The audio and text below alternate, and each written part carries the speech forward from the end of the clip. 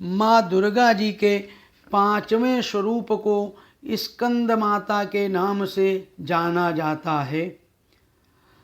सिंहासनगता नित्यम पद्माश्रित करद्वया शुभदास्तु सदा देवी स्कंद माता यशस्विनी। ये भगवान स्कंद कुमार कार्तिकेय नाम से भी जाने जाते हैं।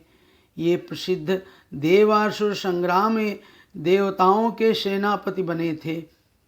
पुराणों में इन्हें कुमार और शक्तिधर कहकर इनकी महिमा का वर्णन किया गया है।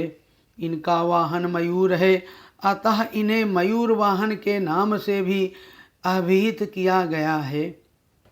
इन्हीं भगवान स्कंद की माता होने के कारण माँ दुर्गा जी के इस 5वें स्वरूप को स्कंद माता के नाम से जाना जाता है।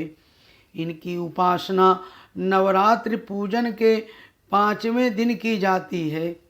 इस दिन साधक का मन विशुद्ध चक्र में अवस्थित होता है। इनके विग्रह में भगवान स्कंद जी बाल रूप में इनकी गोद में बैठे होते हैं। स्कंद मात्र स्वरूपिणी देवी की 4 भुजाएं हैं। ये दाहिनी तरफ की ऊपर वाली भुजा से भगवान स्कंद को गोद में पकड़े हुए हैं और दाहिनी तरफ की नीचे वाली भुजा जो ऊपर की ओर उठी हुई है उसमें कमल पुष्प हैं।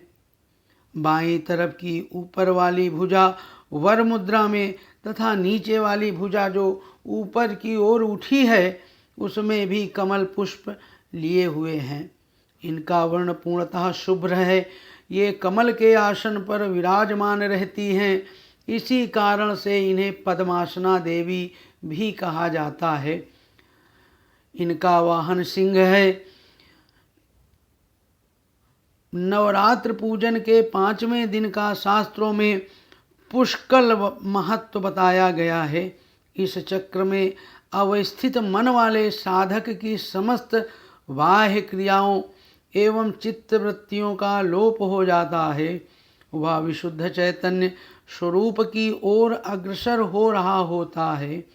उसका मन समस्त लौकिक सांसारिक मायिक बंधनों से विमुक्त होकर पद्मासना माँ स्कंद माता के स्वरूप में पूर्णतः तल्लीन होता है।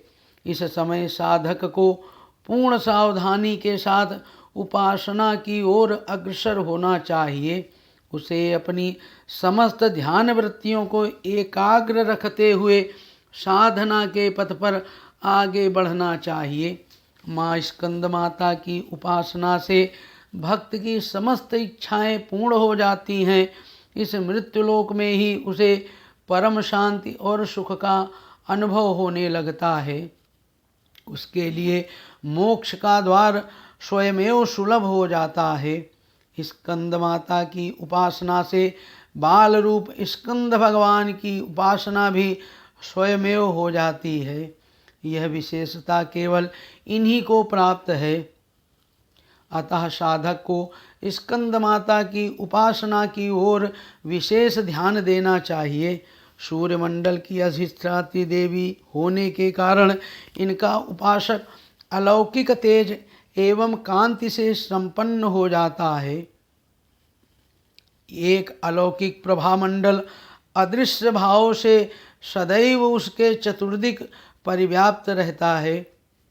यह प्रभामंडल प्रतिक्षण उसके योगक्षेम का निर्वहन करता रहता है। अतः हमें एकाग्र भाव से मन को पवित्र रखकर माँ की शरण में आने का प्रयत्न करना चाहिए। इस घोर भव सागर के दुखों से मुक्ति पाकर मोक्ष का मार्ग सुलभ बनाने का इससे उत्तम उपाय दूसरा नहीं है।